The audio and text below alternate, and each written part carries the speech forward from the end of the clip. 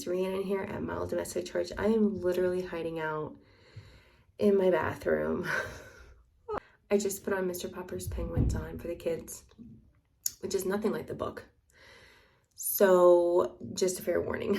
I set them all up with hot cocoa, and I just had to come away in here and just share a little end of the year message with you with my towel hanging up behind my head. So I have been on YouTube for 6 years now, and the other day I was looking through my videos like way back, you know, a couple years ago too, and then like just recently, and I'm like, wow, I have changed and grown a lot since I started this channel. I have had 3 babies since I've started this channel, like one right at the very beginning when I started the channel. Or maybe, no, I'd already had him, but he was like a baby. We have moved multiple times. But the majority of my content was in the last 4 years at this house.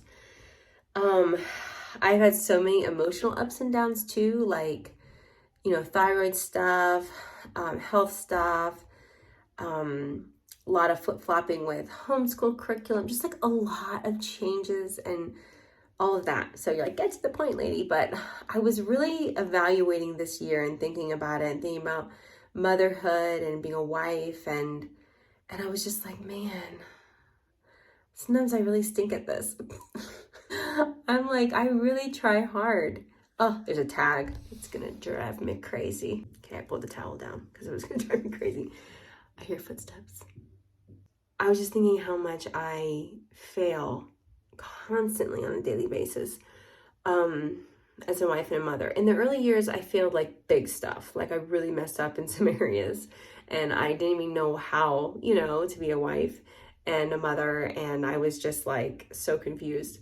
And now I feel like I mess up in all these little tiny all day stuff, all day like long things.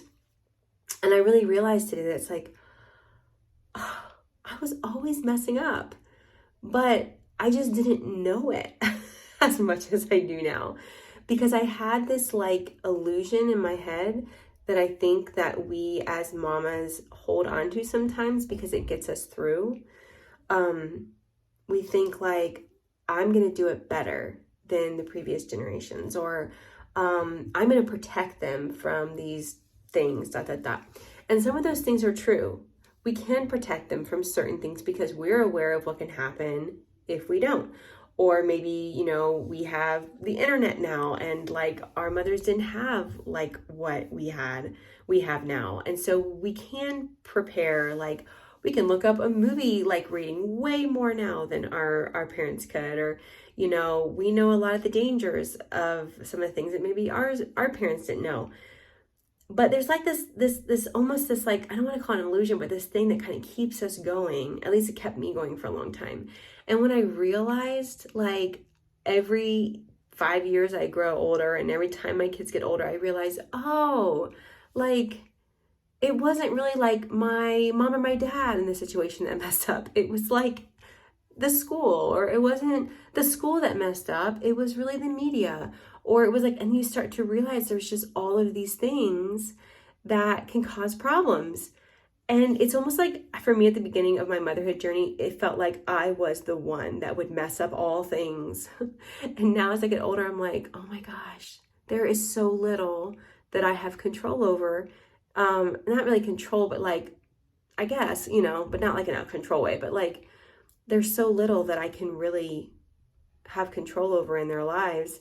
And I don't even want that, you know. It's like being able to walk alongside bigger kids and have conversations and hear them. It's so different than when they're little. And like, so anyway, so I've just been reflecting on this and seeing that, like, when I was looking over my channel, I was like, man, I can just see it's sprinkled all throughout my channel for years of like, if I just do A, B, and C, things are going to be all right. If I just do this one thing, use this curriculum, read this book, watch this thing over here, my mothering will be on point. I will be the best wife, you know, possible. And then over the years, I have recognized more and more of my humanity and my fallenness, and my just simpleness, I guess, in the way that I'm just me. And I can't be all these different people. I can just be me. I can be me well, and I can have self-knowledge about myself, and I can see where God placed me in his kingdom right where I'm at. But that's it, you know? And that's okay. And so I just wanted to share that. And it was like a long way to get this message out, but I just want to share that with any mother who's like, wife or mother who's like, man, I thought I had it all figured out. It's okay. It's okay if you don't. I just feel like it's one of those little step-by-step things where we just love our husbands, love our babies, love our middles and bigs, and just know that, like, me being my full self, it's like St. Catherine of Siena, basically, you be you and you'll set the world on fire, like, in a good way. Like, I want to be me in my little, that tag. I want to be me in this little tiny part of the world, in my one family, and I want to be fully myself so I can teach my kids how to be fully themselves, so I can love my spouse as much as I possibly can. Not like her, not like her. I'm not going to be like this woman over here, but like me. And does that mean it's going to be great? No. Does that mean it's everything that my spouse needs? Probably not. Is it everything my children need? No.